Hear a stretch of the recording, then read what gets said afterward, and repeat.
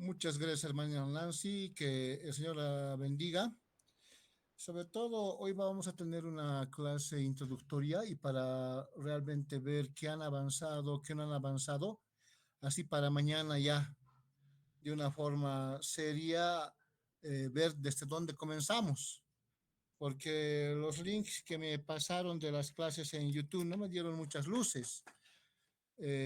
Supuestamente han ido avanzando lo que son las reglas o principios de interpretación bíblica y han entrado a lo que es el método inductivo. No sé si me podrían dar alguna referencia más, porque la verdad es que de una forma presencial uno puede ya saber dónde estamos, ¿no? Dónde estamos parados para que desde ese punto vayamos comenzando. De nada sirve comenzar, por ejemplo, yo preparé una clase sobre la hermenéutica especial o todo lo que son las figuras de dicción, etcétera. Pero tengo que saber hasta dónde comenzaron, de lo que avanzaron, qué entendieron, etcétera, etcétera. ¿Está bien, hermanos?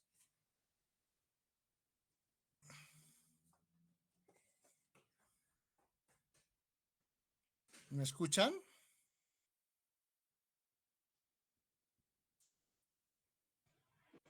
Sí, pastor, le escuchamos. Ok.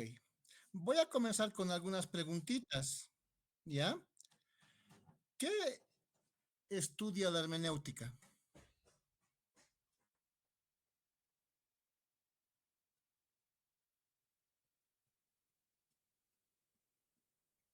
Quien quiera me puede responder. ¿Qué estudia la hermenéutica? Si están viendo, es mi nieta que está correteando de aquí para allá. Pastor, A ver, buenas noches, ¿cómo está? ¿cómo está, hermano Marcos? Que el Señor lo I- bendiga. Bendiciones. Igualmente, bueno, según lo que habíamos avanzado más antes, una definición corta era de buscar comprender el significado de un pasaje bíblico. Bueno, eso es lo que nos puso como concepto, ¿no? Ujú. Yo entiendo por hermenéutica, creo que es dar, o sea, yo paso clase en la facultad, no sé si es la misma hermenéutica que se maneja. Ya, No sé si es lo mismo, ¿no? Entonces es cuando uno conoce de algo y sabe también, ¿no? Más o menos algo así, pastor, yo lo entiendo. ok, muy bien. Primero, no estamos en la hermenéutica jurídica, sino en lo que es la hermenéutica bíblica. Aunque tiene una conexión con otras hermenéuticas de otras ciencias, también tiene sus diferencias, ¿no? Hermenéutica se deriva de la palabra o el nombre Hermes, que era el dios de la comunicación de los griegos. Según su creencia de ellos, este dios era como un nexo, como un intermediario entre Zeus, los dioses del Olimpo, y los mortales que recibían el mensaje de Zeus o de los dioses, y este Hermes tenía que interpretarles estos mensajes o este mensaje, ¿ya? Entonces, de ahí deriva esta palabra hermenéutica.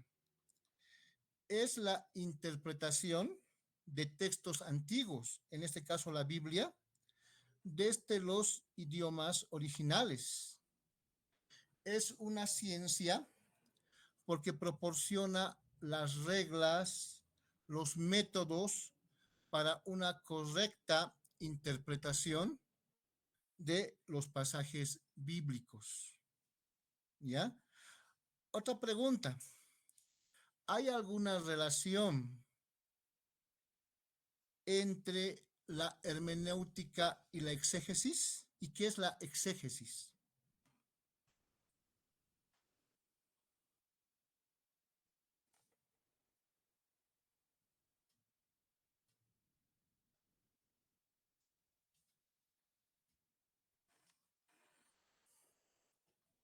Si alguien puede responderme. Hijita, no vas a correr, ¿ya? No vas a correr. Si alguien puede responderme. Pastor, buenas noches. Buenas noches, hermano Álvaro. El Señor lo Eh, bendiga. Va a disculpar, pastor. Es la computadora de mi hijo, me estoy prestando. Le habla el hermano Jorge Eduardo Mancilla. Mucho gusto, hermano Jorge. Pastor, con todas las disculpas del caso, un poquito me he desconsolado completamente porque lo he visto a usted, pastor, nuevo, porque pasábamos con nuestro docente y ahorita un poquito me he desubicado y yo decía que era una nueva materia. Ujú. Pastor, va a disculpar, en la hermenéutica nosotros habíamos estado pasando con el anterior docente sobre interpretar los textos, ¿no? En cómo saber interpretar los textos dentro de lo que es la teología y la Biblia, digamos, desenvolver, darle su significado real. Y después hemos tenido, pastor, una alargada, digamos, de que se pasaba, no había clases, se ha suspendido. No tenemos muy profundizado, yo hablo a título personal, pastor, no teníamos bien profundizado el tema, pastor, para que usted más o menos vea en qué lugar estábamos, porque casi al empezar y ya han sido las clases ya han sido un poco, ¿cómo le digo?, saltado, nos han puesto un video, no hemos pasado técnicamente bien, así de raíz, pastor. Gracias, pastor. Muchas gracias, hermano. Eso es lo que quería saber para poder ya tener una idea clara desde dónde voy a retomar las clases. Eh, Porque de nada sirve que retome desde un punto si las clases anteriores o temas anteriores no han avanzado y no tienen el conocimiento real, ¿no? Entonces, ese es el problema bien, pero bien importante. En esencia, la hermenéutica y la exégesis realizan una labor complementaria.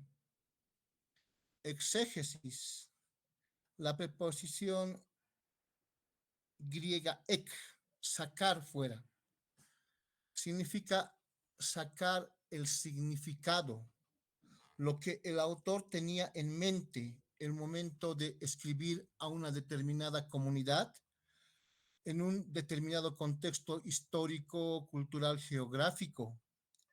Y es sacar ese mensaje, sacar esa idea que tenía el autor bíblico, de tal forma que nosotros como oyentes actuales podamos realmente comprender como comprendieron los oyentes originales, como entendieron los oyentes que, a los cuales fue dirigida la epístola de primera o segunda Corintios, de Gálatas, de Efesios, de Romanos, de Mateo, o en el Antiguo Testamento, ¿no?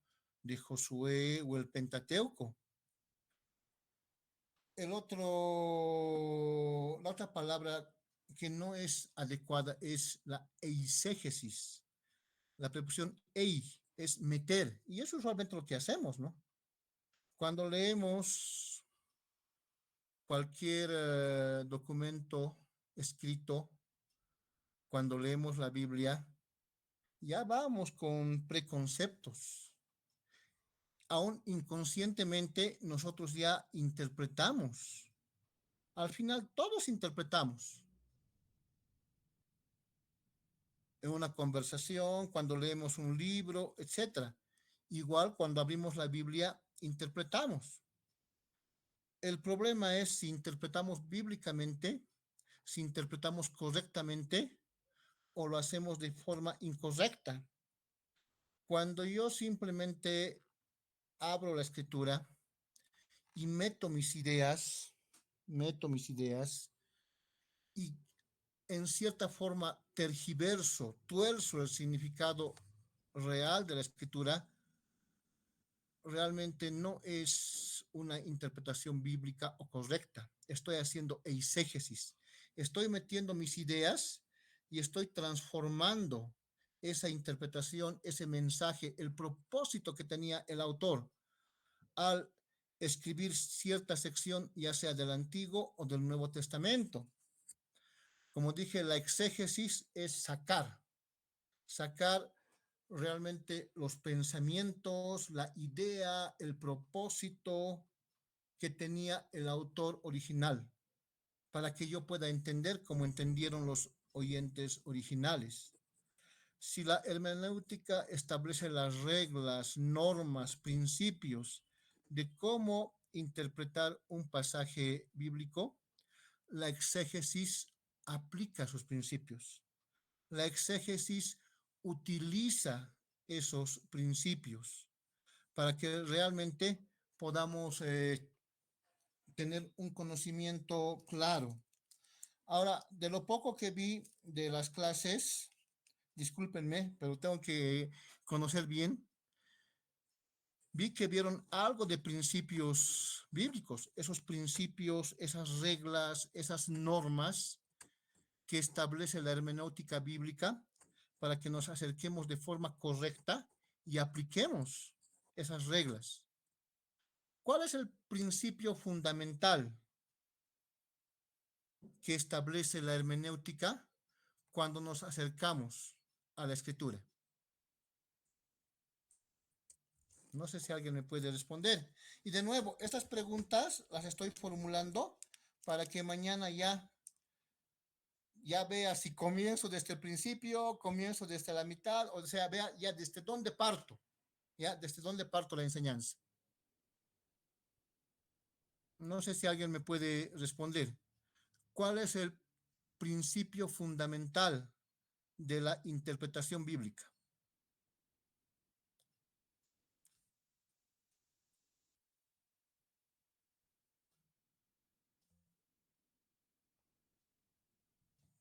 ¿Nadie? Y es lo que se retomó en la Reforma con Martín Lutero, ¿no? Según la Iglesia Católica, la Biblia tenía que ser interpretada por la Iglesia, por el magisterio de la Iglesia. Y fuera de la Iglesia no había ni lectura ni interpretación de las Sagradas Escrituras. Y cualquier interpretación que se opusiese a la interpretación del clero católico era falsa. Pero Martín Lutero trajo este principio o retomó este principio real, fundamental, que la escritura, que la Biblia se interpreta por sí misma. Lo que en un pasaje, en un libro, en una sección, ya sea del Antiguo o del Nuevo Testamento, está oscuro, parecería un texto difícil o de difícil comprensión e interpretación, en otra sección de la escritura tiene una claridad diáfana, tiene una claridad plena, así para que la Biblia misma pueda interpretarse y no yo torcer la escritura para que tenga una interpretación que me satisfaga. ¿Ya? Entonces, comencemos. Voy a ver si tengo...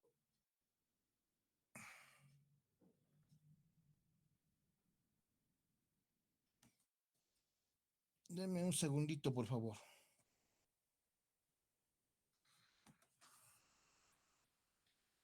¿Ya está saliendo la diapositiva en la pantalla, hermanos, o todavía no?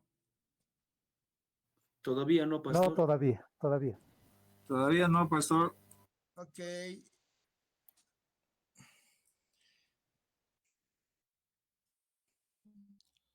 Denme un minutito, por favor.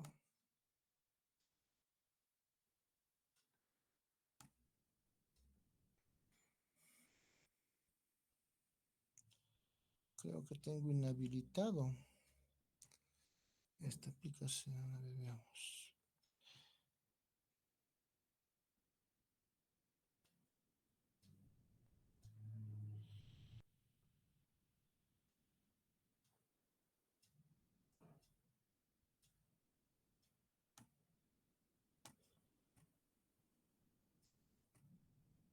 Ya, ahora sí. Ahora sí.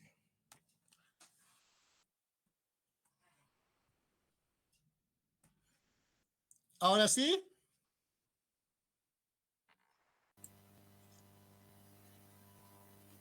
No, no. Sí, Ahora sí, pastor. pastor. Poco a poco. Está llegando la señal. Muy bien. Vamos a hacer una... Tenemos el tiempo necesario. Así que vamos a hacer una vista un poquito más profunda que una panorámica. Así para que ya comencemos de una vez casi desde el principio y no tengamos falencias o no tengamos incógnitas, ¿ya? Así que Amén, pastor. tengan paciencia conmigo. Muy bien. Principios de hermenéutica bíblica, ¿ya? Introducción a la hermenéutica. Vamos a ver, por ejemplo, qué significa los términos hermenéutica, hermenéutica general y hermenéutica especial, porque esta es la división de la hermenéutica. La hermenéutica bíblica se divide en hermenéutica general y hermenéutica especial. La hermenéutica general es la que se utiliza para poder interpretar en esencia gran parte de la escritura. Todo aquello que usa un lenguaje literal, ¿ya? Un lenguaje común y corriente. Mientras que la hermenéutica especial se direcciona a la interpretación de textos dentro del campo de lo que es las figuras de dicción. La hermenéutica especial, símiles, metáforas, parábolas, tipos, símbolos. Pero como todo tiene su orden, vamos a comenzar con lo que es la hermenéutica general. ¿Ya? No vamos a ver tanto el punto 2 porque nos alargaríamos demasiado, pero en un curso sí se ve la relación de la hermenéutica con otros campos de estudio, ¿no? Como el canon, la crítica textual, tanto la alta crítica como la baja crítica, la crítica histórica, la exégesis, la teología bíblica, la sistemática. Eso no lo vamos a ver porque no va a ser mucho, ¿ya? Veamos. Veamos la definición de la hermenéutica. Hechos 8:26. Un ángel del Señor habló a Felipe diciendo, levántate y ve hacia el sur, por el camino que desciende de Jerusalén a Gaza, el cual es desierto. Entonces él se levantó y fue, y sucedió que un etíope eunuco, funcionario de Candace, reina de los etíopes, el cual estaba sobre todos sus tesoros y había venido a Jerusalén para adorar, volvía sentado en su carro y leyendo al profeta Isaías, y el Espíritu dijo a Felipe, acércate y júntate a ese carro. Acudiendo Felipe le oyó que leía al profeta Isaías y dijo, ¿pero entiendes lo que lees?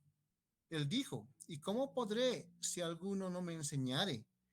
Y rogó a Felipe que subiese y se sentara con él. El pasaje de la escritura que leía era este, como oveja a la muerte fue llevado, y como cordero mudo delante del que lo trasquila, así no abrió su boca. En su humillación no se le hizo justicia. Mas su generación, ¿quién la contará? Porque fue quitada de la tierra su vida. Respondiendo el eunuco dijo a Felipe, te ruego que me digas, ¿de quién dice el profeta esto? ¿De sí mismo o de algún otro? Entonces Felipe, abriendo su boca, comenzando desde esta escritura, le anunció el evangelio de Jesús. Y yendo por el camino llegaron a cierta agua y dijo el eunuco, aquí hay agua, ¿quién impide que yo sea bautizado?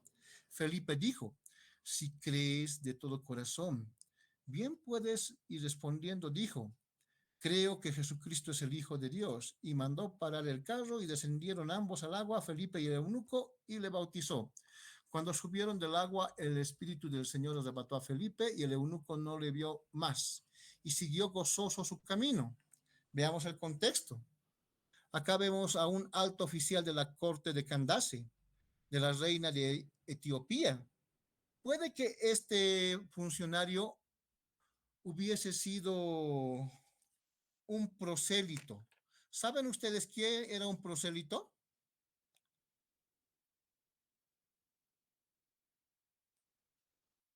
Ya. Un prosélito era un no judío convertido al judaísmo, que se había arrepentido de su vieja vida pagana y había aceptado el judaísmo. Y por medio del bautismo se había hecho miembro del judaísmo. Había sido circuncidado, tenía que guardar toda la ley y era considerado un judío más. Su participación en la sinagoga y en todas las actividades de los judíos ya era un hecho. Entonces, como él ya participaba de la sinagoga, tenía cierto conocimiento.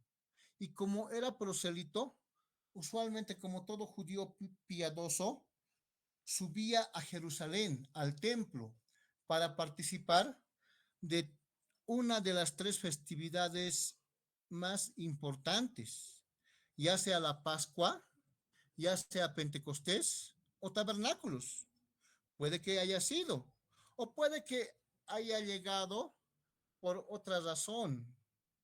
No sabemos bien, pero lo que es bien curioso es que este emisario alto, de un rango jerárquico bastante elevado, estaba leyendo el Antiguo Testamento, estaba leyendo el libro de Isaías, seguramente estaba leyendo la Septuaginta, la traducción del Antiguo Testamento del hebreo y el arameo al griego, ¿no? Pero hay un elemento bien importante. A diferencia de los judíos, él no tenía el trasfondo, no tenía todas las herramientas necesarias para entender este pasaje. Y es en ese contexto que él pide ayuda para que alguien le enseñe, para que alguien le explique, para que alguien le dé el sentido a cada palabra que estaba leyendo, que para él en cierta forma estaba totalmente vedado y era oscuro y no lo entendía. En esencia, ese es la labor de la hermenéutica, ¿no? Ayudarnos a interpretar de forma correcta y de que enseñemos, instruyamos, conduzcamos, guiemos a aquellos que nos escuchan en la verdad de la palabra de Dios, en la verdad del Evangelio.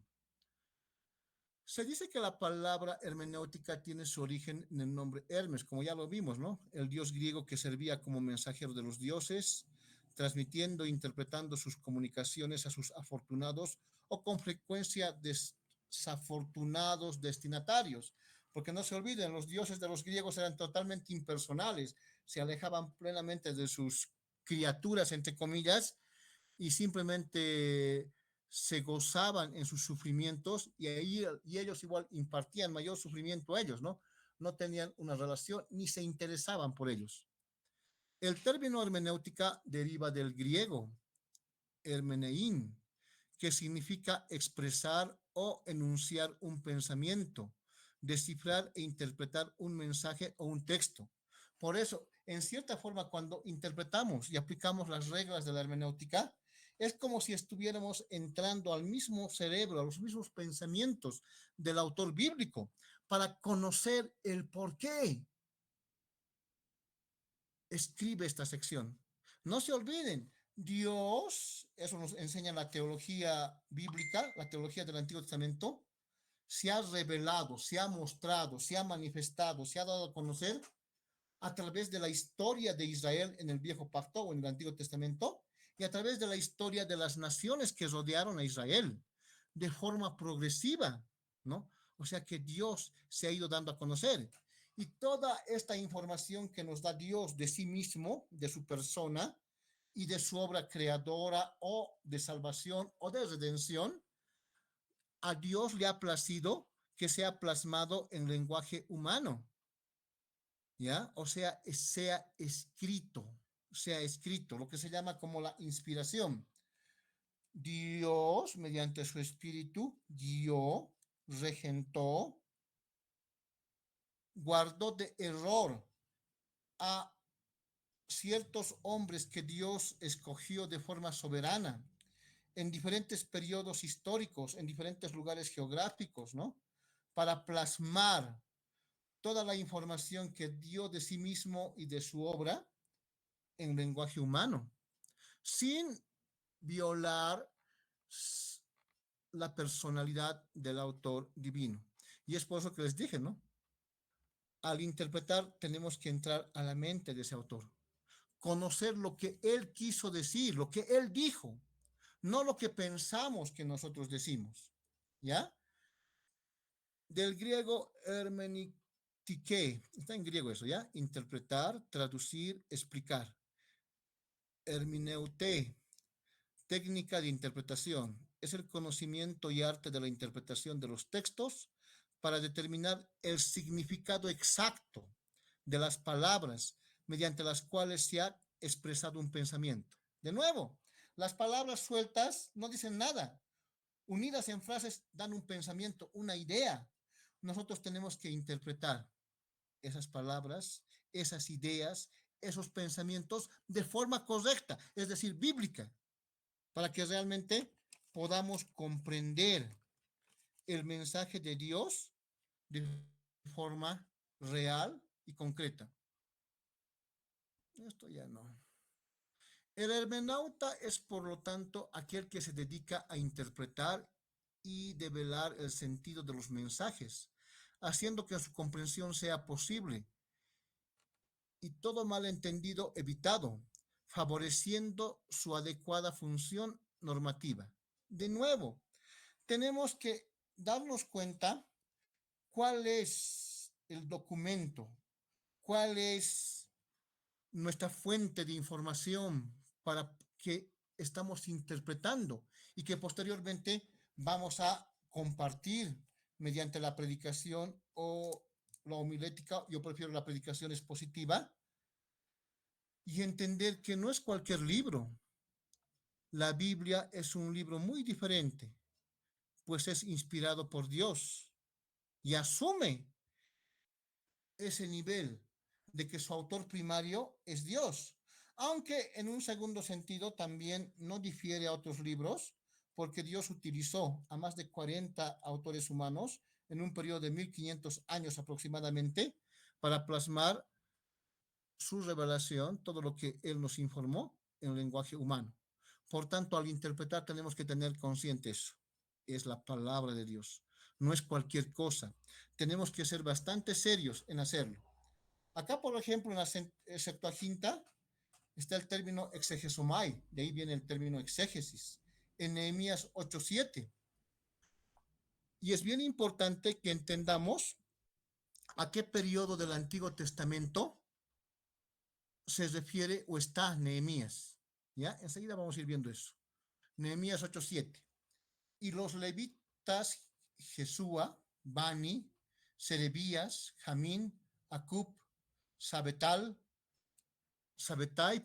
Odías, Maasías, Kelita, Azarías, Josabet, Hanán y Pelaía hacían entender al pueblo la ley, y el pueblo estaba atento en su lugar. ¿Se dan cuenta?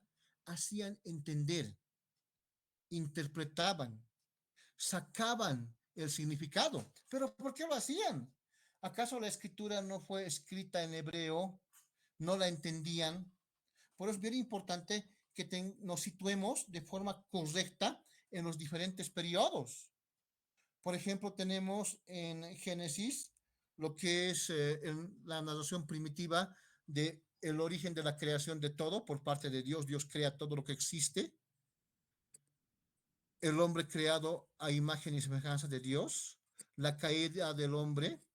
Las dos líneas, la línea mesiánica y la línea de la serpiente o de Caín, cómo estas dos líneas se unen en yugo desigual provocando la ira de Dios y cómo Dios destruye toda esa generación mediante el diluvio, porque la maldad había llegado a tal punto y el sello de su maldad es dos líneas que tenían que ser paralelas y nunca unirse, se unen.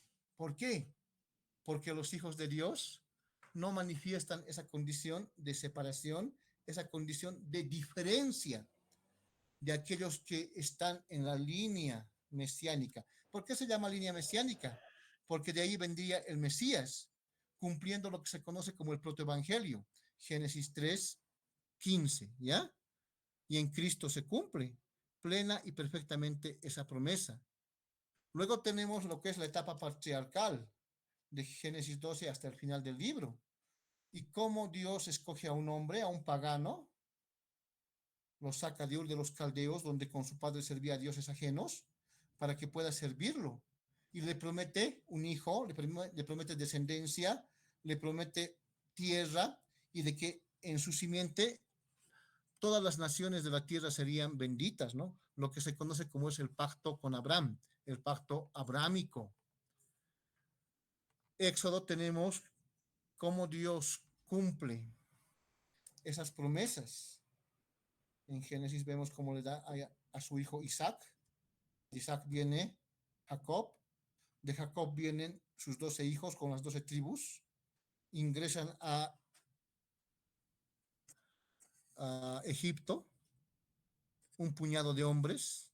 En 400 años de esclavitud, Dios forma una gran nación de ese puñado de hombres, cumpliendo el elemento de hacer una gran nación en el pacto con Abraham.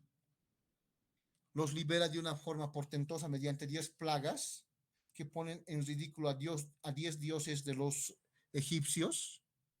Luego viene la etapa de la conquista, aspecto que no puede ver Moisés, y tampoco los que salieron y fueron liberados de la esclavitud de Egipto, porque tentaron al Señor y perecieron, y una nueva generación está a punto de conquistar la tierra prometida, en cumplimiento a la promesa del pacto abrámico de darle tierra, la tierra prometida, ¿ya? Ese periodo se conoce como el periodo teocrático. ¿Por qué teocrático? Porque Dios gobernaba a su pueblo a través de jueces, de forma directa. El pueblo pide un rey, Dios se los concede, estaba en la voluntad de Dios que tengan un rey, pero no el rey que ellos escogen, Saúl, el primer rey. Ahí comienza la etapa de la monarquía, el reino unido. Y ahí tenemos a Saúl como primer rey, David y Salomón. Por la lujuria, los pecados, el apartamiento de Dios de Salomón, Dios castiga a la descendencia de David, pero no en vida de su hijo Salomón, por amor a David, y quita parcialmente a la descendencia de David el reino. Simplemente hay una división, hay una guerra civil, y se dividen en dos reinos. Ahí comienza, teníamos el Reino Unido y ahí comienza el reino dividido. El reino del sur, dos tribus, su capital Jerusalén, donde estaba el templo que construyó Salomón. Todos los reyes son descendientes de David, cumpliendo el pacto davídico, que uno de la descendencia de David siempre estaría en el trono de Israel, por el deseo que tenía David de construir un templo a Dios, aunque no se lo permitió Dios, porque era un hombre de guerra, varón de guerra, y con sus manos manchadas de sangre. El reino del norte, Israel, cuya capital es Samaria, 10 tribus, todos los reyes impíos, ninguno descendiente de David. En el reino del sur hay una mezcla entre reyes piadosos y reyes impíos, ¿ya?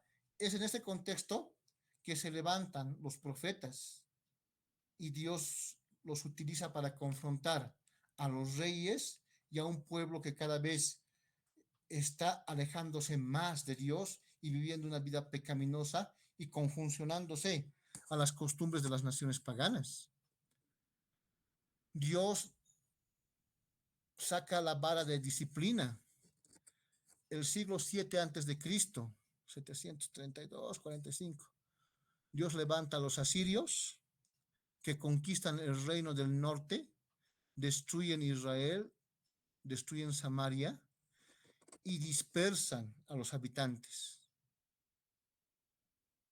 Más de 100 años después, el 576 más o menos, Dios levanta a Nabucodonosor, que destruye, conquista el reino del sur, destruye Jerusalén, destruye el templo en Jerusalén y lleva al cautiverio a la nación, comenzando por el rey. Los hijos del rey fueron muertos por Nabucodonosor antes que Nabucodonosor le quitase la vista a este rey, cumpliendo así las profecías, ¿no?, dadas de que 70 años estaría en el cautiverio. Son llevados a Babilonia por 70 años por su infidelidad, por su paganismo y su alejamiento de Dios. Ahí tenemos, por ejemplo, la profecía de las 70 semanas de Daniel. Cuando estaba acercando ese tiempo del cumplimiento de las 70 semanas, Daniel pide a Dios que le diga cuándo se va a cumplir su promesa de restaurar al pueblo de Dios y llevarlos de nuevo a la tierra prometida. Y es ahí donde se da la profecía de las 70 semanas. No voy a explicar porque es bastante largo, ¿ya? Dios levanta a los medos y a los persas que destruyen, conquistan a los babilonios. Los medos y los persas son mucho más favorables a los judíos porque hay un hijo de una reina judía en el trono, Esther, y permite que 3 contingentes retornen a la tierra prometida, encabezados por Zorobabel, por Esdras y Nehemías. Por tanto, Nehemías, para reconstruir el templo, para reconstruir las murallas del templo y para retomar la obra de reconstrucción del templo y de las murallas. Es en este periodo que se escribe el libro de Nehemías. Habían estado 70 años en el cautiverio, habían estado 70 años en el cautiverio, habían olvidado su lengua, habían adquirido lo que es la lengua que aramea, hablaban el arameo, y cuando retornaron a la tierra prometida y comenzaron a reconstruir el templo, hallaron escritos antiguos de la ley y recién se dieron cuenta al ver cómo era Dios, porque uno de los elementos importantes de la escritura es que te muestra cómo es Dios. La ley igual es su propósito, mostrarte la perfección de Dios y mostrar la corrupción del hombre. ¿Qué hacen? Realmente hay arrepentimiento, pero al principio no lograron entender porque ellos ya no hablaban hebreo.